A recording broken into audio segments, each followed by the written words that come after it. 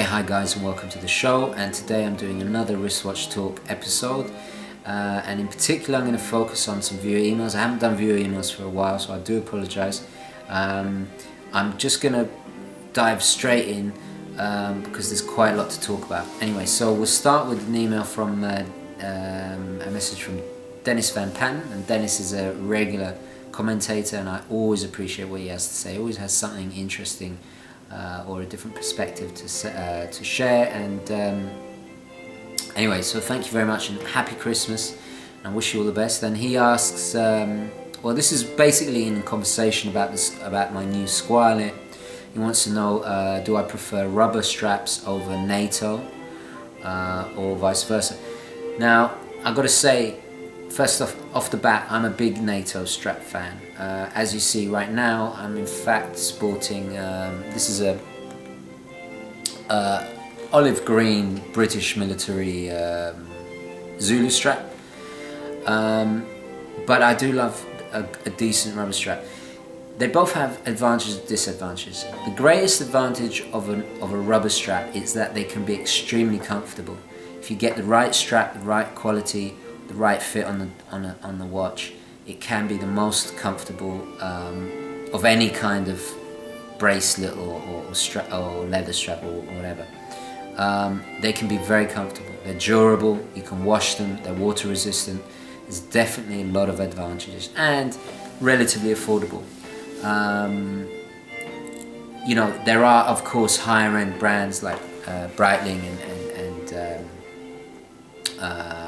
I forget others, but who do their own signed rubber straps, and I think those are a little bit overpriced, but you know, they can be extremely comfortable, and if you haven't had one or tried one, I recommend it. And especially, probably the best rubber strap I've ever experienced has got to be the Oris Aquis rubber straps on that, and they're just amazing.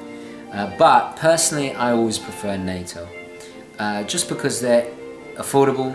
You know, if you get a decent quality one that's been heat sealed on the edges and then the holes where the tongue of the buckle go in, that's what you want to look out for. You can get, they're affordable, they're easily replaceable, infinitely customizable, different colors, different patterns, and also the Nato strap does something that other straps they just don't do, and that is it is attached at both lugs, so even if one spring bar fails, the watch will still be attached to you and you won't lose the watch, and I think primarily that's one of the reasons why the British military invented them in the first place, and not to mention that it's affordable and easy to mass produce.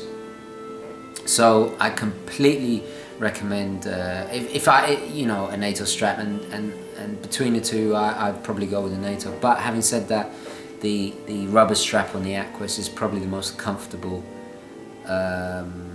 It's the most comfortable watch I've ever owned, and I've owned a lot, so you know, I really do mean it. So it's down to preference. So you know, it depends what you know what you require, what your requirements are. And at the end of the day, it's really about comfort and a little bit about aesthetics, I guess. Anyway, next question. Next question is from Keith Greenan, and he asks, do you think with the reason Rolex, Omega, Tag, Heuer charge so much for their watches is because of their advertising expense and brand recognition? Yes, I do. Personally, I believe they charge far too much for their watches, and you know, as a consumer, if I was given a choice of a cheaper watch that is less well known but equal in quality, I'd go for the cheaper one. You know, we all are guilty of buying into brands at a certain extent, but I think those particular companies that you just mentioned, Keith, are very much guilty of doing that. And Omega's slightly different because they do, and actually Rolex as well, they do put a lot of money into charity work and stuff like that. Omega have a flying hospital that's in a giant jet plane, and they fly around the world, and they do actually do some good. And Rolex, I believe, do some charity work as well. But if we're going to talk about Rolex, they really don't need. They got such a strong pedigree. In fact, they all do. I don't think it's really needed. But we live in a very kind of greed is good world, obviously, and they want to get the most out of. They want to attract the most people and sell the most watches, and that's understandable. But there's also an element of exclusivity about it, and I think the prices are deliberately kept high to kind of to keep the brand exclusive. Now they have increased dramatically over the last decade, and I think almost to a kind of ridiculous extent, almost vulgar in a way, and it has put me off buying another high-end piece, I think, because I just don't see the justification in that price rise,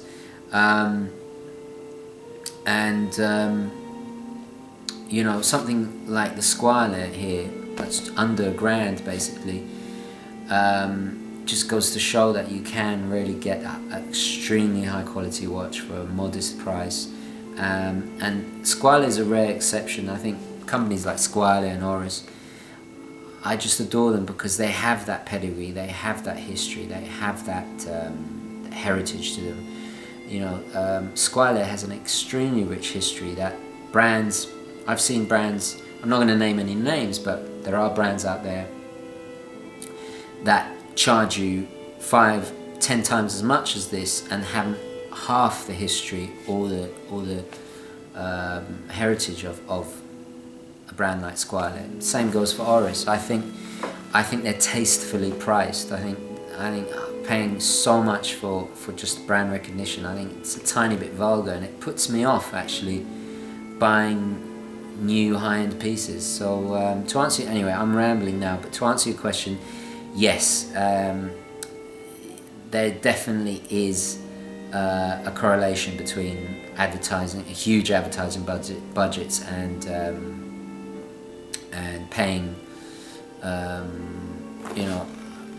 higher price for a piece. So anyway, thank you, Keith. Merry Christmas.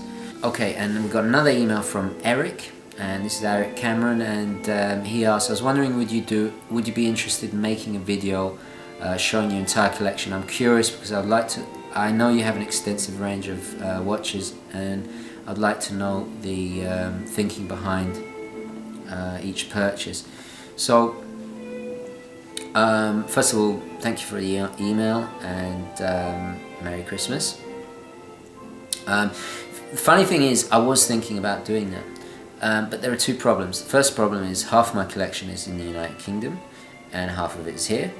The second problem is I tend to have like my keepers, and then I have several watches that are kind of in rotation it's a process of elimination, and and it's an important distinction to make here, because a good example would be the Rolex GMT Master 2, the ceramic. I got one a few years ago. I was obsessed with it, saved up my money, bought it, and then within a week I was over it. It just didn't have that special thing. Sometimes it takes time to really you have to get to know a watch. Other times it's instant. For example, my Datejust with the blue dial and the Roman numerals.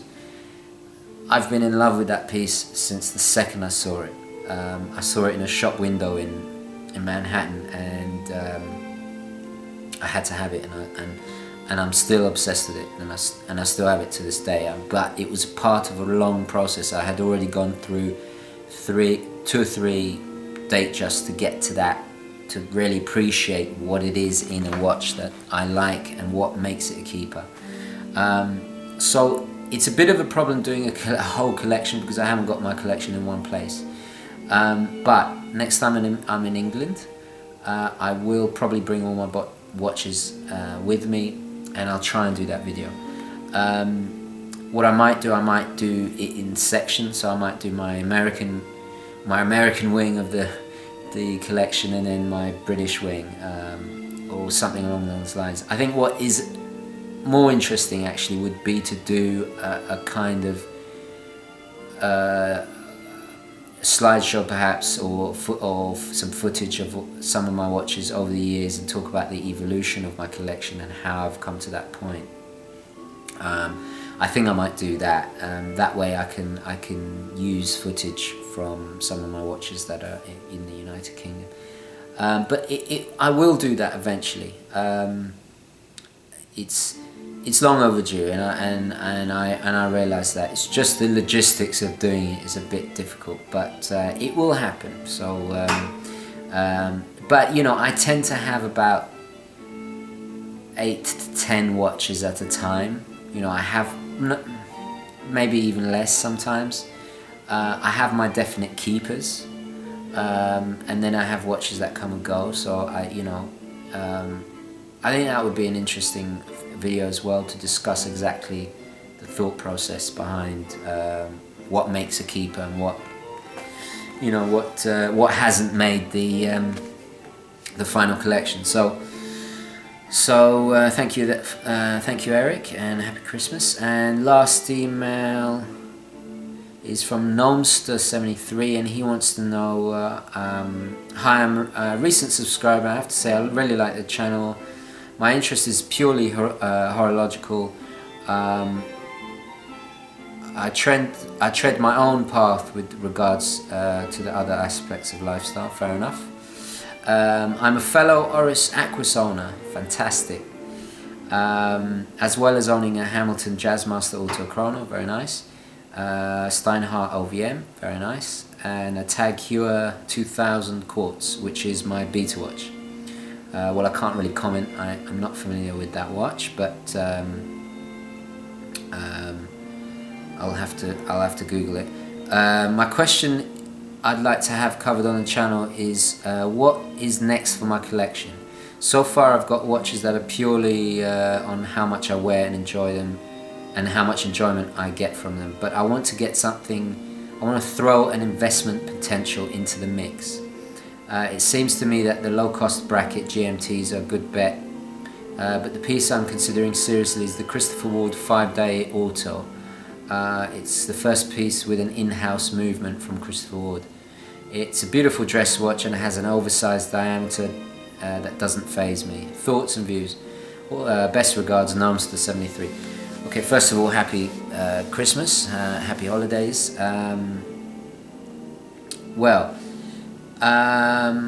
got a fantastic collection there. Really happy. I'm always happy to talk to fellow Oris Aquis owners, because I just feel you get what I'm talking about, and especially such a great watch like that. To be honest, if you're gonna go for investment, I wouldn't go to the Christopher Ward.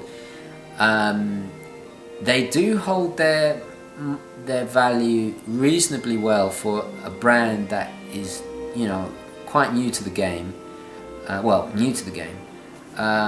But as an investment piece, I wouldn't recommend it.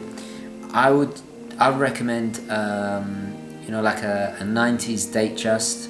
And you mentioned GMTs. If you get a Rolex GMT, you cannot go wrong with that. Out of all the watches I see, rich yuppies in the city, the GMT is probably the most popular, even more so than I would say than the Submariner. So that just gives you an indication that there's always going to be demand for it. It has that international flair, and you'll get your money back. So my recommendation would be to go with a Rolex Datejust or GMT, even an Omega. For investment, I wouldn't go with Christopher Ward yet.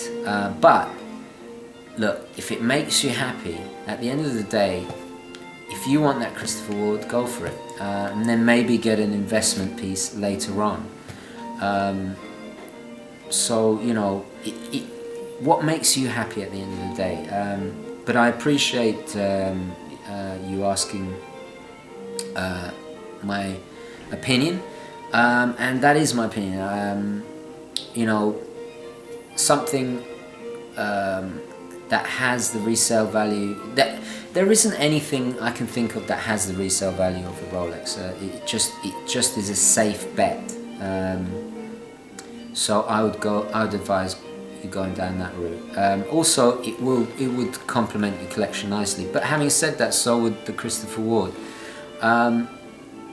If I were you, I'd start saving for a high-end piece that has a strong resale value, and then maybe get the Christopher Ward on the way, just for some fun.